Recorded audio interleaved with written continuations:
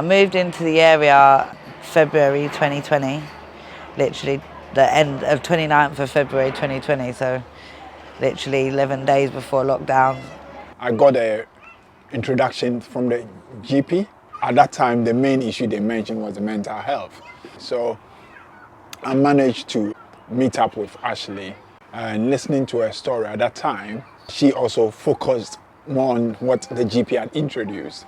So whilst listening to her, I was looking also and trying to investigate with the mental health, what other things apart from medication will help Ashlee, who is new in the area.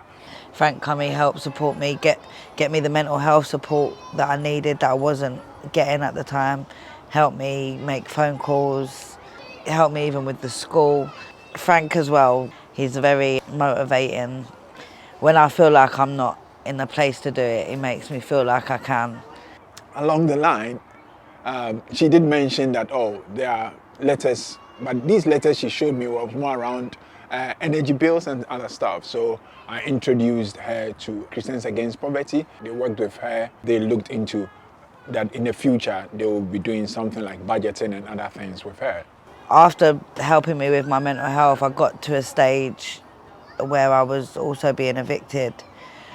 What I didn't realize was that there was rent arrears. Where does this come from? Because we spoke about, the finances and other areas, and you showed me. I was getting letters and stuff and just not doing anything with it. Trying to get on top of setting up a standing order and, budgeting myself for the month. I just never had that time to do that, so I was just thrown in and I just got completely lost.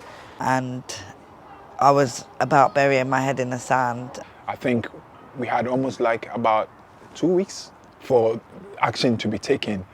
The good thing was that, one, she felt confident enough to be able to come to me and say that this is where she is at. So any other letter that came, she was now showing me that this is what is happening.